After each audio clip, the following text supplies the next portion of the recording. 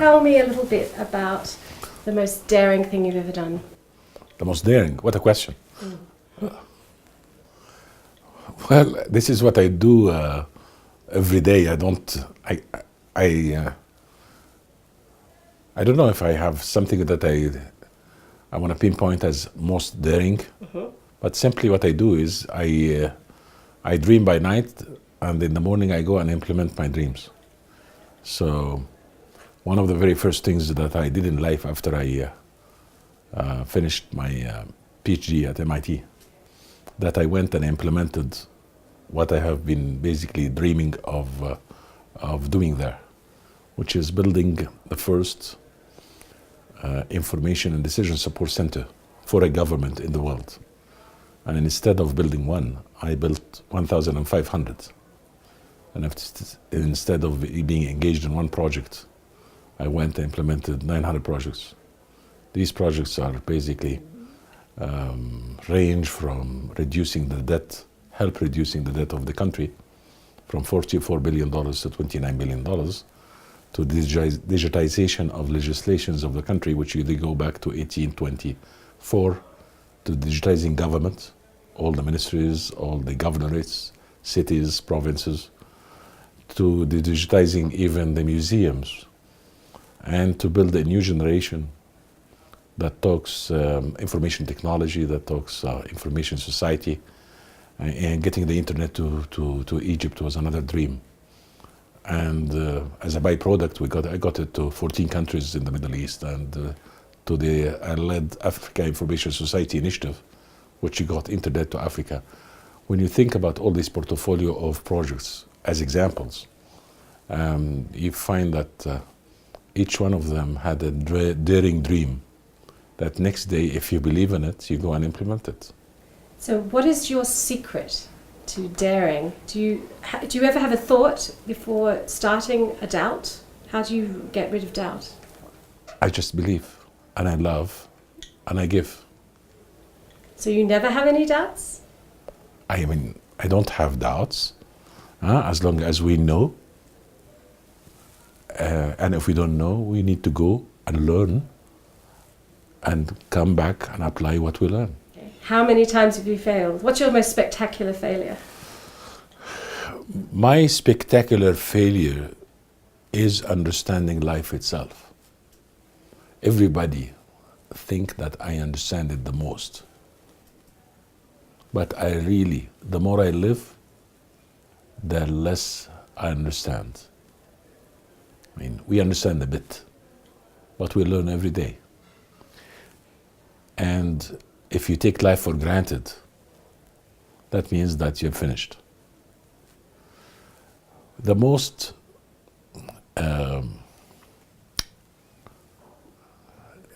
the dimension that I underlined and I didn't like lifetime is the political dimension and how much it has an impact, particularly in the developing world, on the technocratic approaches. I mean, I always believed that if you know, and I believe in the accelerating economic and social development in a country, and if you are sincere, and if you are daring, and if you do the best of it you can, there is always a room, and you will deliver. I mean, this would contribute. However, the one underlying dimension that I know pragmatically, I understand, I deal with it, but you have a self-destruction from inside the political system or inside your own people. That's something I didn't take into account. And how do you manage that or allow for it? You learn, and you make sure that you don't repeat it again. Okay? You need to handle politics as part of a given part of life, like you're handling organization, like a human being, like a marketing operation. It's an existing part of life that we have to think about. You have to deal with it, and you have to make sure that you don't get influenced with it, so that the focus of And so, how do you bring people along and get them to see your vision? Because a part of the thing of being a visionary is you're seeing something and you're at the top of the hill, and there's someone in a trench and they think it's not. Very simple. How do you do it? Rule.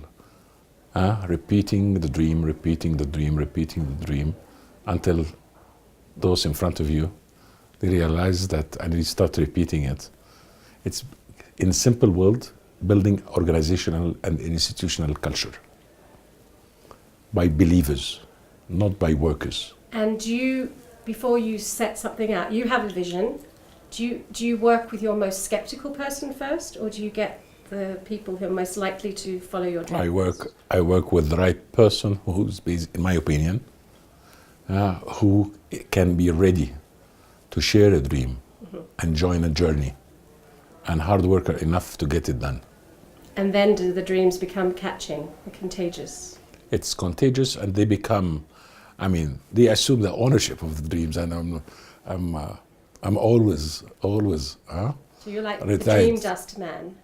Okay. As a matter of fact, what I find, after working for things, I will not give you example. I have many examples, but after finishing the thing, everybody assumed that it is his, which is give me a pride, a lot of pride. Once I had a dream about building a valley of civilization in Egypt, which is basically a Smithsonian-like set of museums. And the idea, I got it in Ottawa, Canada. I'll tell you about it why. I was visiting the Museum of Civilization there as part of a Privy Council visit that was prepared for me there. And I basically reflected about our own civilization and how this can be brought to the world. And biased and impressed by the Smithsonian's institutes and the museums in Washington, I said, well, how about the Valley of Civilization, where one go from a museum to another? To make a long story short, it took me about 12 years and to get it from idea to implementation, but it was modified politically on the way, and what is now currently the Great Egyptian Museum being implemented. Now, the largest museum in the world. And how many governments have been in power since then? Since when you began it and when it finished? It has not finished. It is being implemented. More than a dozen governments, but it's being built. So each time a new government comes in, you have to get them to buy the Kool-Aid. So the early group are the ones who know how much. It took me 12 years, out of passion. I did it without any pay, just love. Believe, and marching the people. Now it's everybody, and what's important that you're going to leave it for humanity. It's going to be behind. Same with building the information infrastructure of a country. Everybody say that I'm the godfather or the grandfather of the information age in my parts of the world.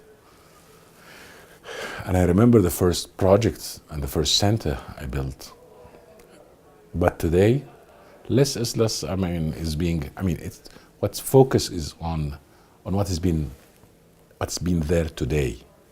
When people started the emergence of the Arab Spring, people talked about the internet and who got the internet to this part of the world, and how, and everybody was just referring to my name. On the one hand. My mega dream is to accelerate economic and social development. My underlying theme is peacefully. So I am the guy who believes in building up on the generations, on mobilizing the nation's best resources, and the young people, as well as with the limited resources, to make sure that they can accelerate in terms of development of education, development of health, development of jobs, development. I'm a believer in honor of this. So I feel happy, proud when information is put to use, when knowledge is put to use. And I feel very disappointed when someone destroys something that has been built. Because again, we don't have much in that part of the world. So are you ever heartbroken by something you absolutely love? Every day, because I am a lover. How do you deal with heartbreak? I'm always in love. So how do you deal with heartbreak? How do I deal with heartbreak? Yes. It's patience. Yeah. It's lots of pain inside. Yeah. I mean, you didn't. I mean, you want to go and ask me about how much? I mean, how much is this heartbreak? It's, how much is your heartbreak? it's probably more than anybody on earth. But We've the been next doing day, so many things. but the next day, always I have a belief, and I have lots of love for those who can take it. So that gets you past your. Is it by having a lot of things happening at once that allows you not to be too attached to each one? It's one because I believe. I believe in people. Mm-hmm. I believe in nations. I believe in cultures, and I believe in a better world. Second, because I appreciate, understand the importance of knowledge and the limits to this knowledge, okay, and the importance of the continuous learning process. So I'm always in a quest of knowing or getting the best people who knows that thing about. Third, in the application of such knowledge for something meaningful and helpful to people so that we can make a difference. We are in a journey. We start, we finish.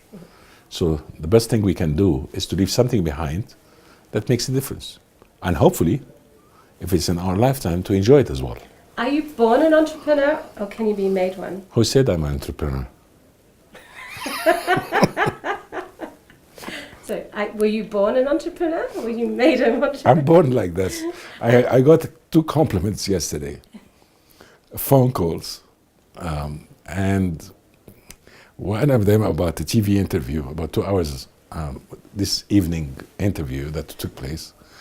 And the second I finished, someone called me, haven't called me for a long time, Hisham, you never change, 30 years and you have the same passion.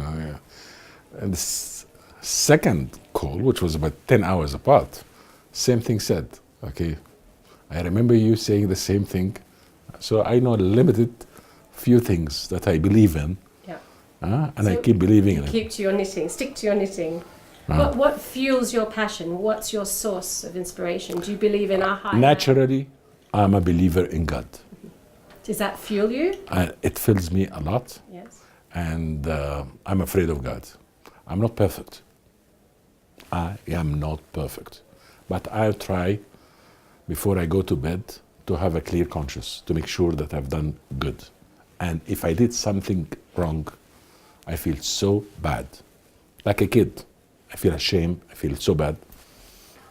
Second thing, that I believe in people. And this is good and bad. Because those who are worth it, they can make life, whether it's business or, heaven. Others, which you learn by life, you need to deal with them. Third, I am a believer, underline 10 times, that we can make our world better. I.e., I'm a believer in economic and social development, and I'm much more believer, and this is my specialty, in accelerating development. Giving me any status, I'll tell you how can we leapfrog. There are 3 scenarios, there are 4 scenarios, and this is the way that I think we can leapfrog. If you believe together with me about the way, so let's do it. And so, I'm a board like this. Fifth, I'm a believer in inclusion, that this world is so beautiful, so rich, but we make it poor. And whatever we need to be richer, we can as well make other people happier. I don't believe in the word have-nots. Okay, I want people, the have-nots, to be empowered by education, by knowledge, by proper health, and they go and join hands in hand to go and build this world with rules, with responsibility, with competitiveness, and let the best be first, but there will be second and third. Not only a world for few, but a world for all of us. I'm a believer in that. I get so distorted and distracted and destroyed by seeing poverty and by seeing an uncared, handicapped, disabled, and by seeing illiteracy, by seeing people who are treated unjustly because of poor political decision making and poor decision making. This is a shame. In 21st century, it's a shame to see people dying in Africa, to see people not cared for medical care, to see people with illiteracy rate as high as in my own country and my own region, 30% or 40%. That's a shame. To see people with such level of poverty and poverty line, this is disgusting. So when are you going to get into politics? I'm not. Really? Well, people see that I should have, okay? But don't you think that time passed? Why? Frankly speaking, I know the importance of politics, but I think I had the same question about a couple of months ago from someone who shooted in the eyes like you. And I told him, there are people who are concerned about the politics, and there are people who are concerned about their countries. I'm more concerned about my country and make sure that it is on the right track. And I think you can keep a clean vision, because in politics you have to compromise. Yeah. You need to keep the clean vision and bring them with you rather than I think this part of it and then this has always too been, many obstacles. This has always been the problem. Yeah. Everyone knows that I cannot work but I work for my country. I serve my country. So I'm there to serve Egypt, to serve the Arab world, to serve the developing world, free of charge, lifetime. Okay, irrespective of who's in charge and which government is there. And frankly speaking, what I care about is the nation. So how do you, if you're doing everything from serving, how do you run your businesses then? How do you know which is charity, what's not charity, which is my serving, which is my business? There is Chinese wall. I'm a totally different person in a business. Again, people say that I have a heart, big heart. For example, every single person who worked for me since I was, in 101 in business, is medically insured, is fully insured. So that's, I do business with a lot of social responsibility, but not backwards, forwards. I make people happy, team, family, so that we can do business. Okay, and in business we make money and we lose money, and particularly in that part of the world, where is by definition imperfect markets, imperfect information, imperfect politics, we pay the price of being in that part and building in that part, which is harder than making money on the developed world because you know the rules. And unfortunately, with someone like me who follows the rules, he pays the price. Okay, because I don't accept, but by following the right path. I hope. Okay, what would be 3 tips you'd give someone leaving school right now? What would you say to them? Believe in your dream. Go and implement it, and put a lot of love to everything around you. You'll be among the top richest people in the world.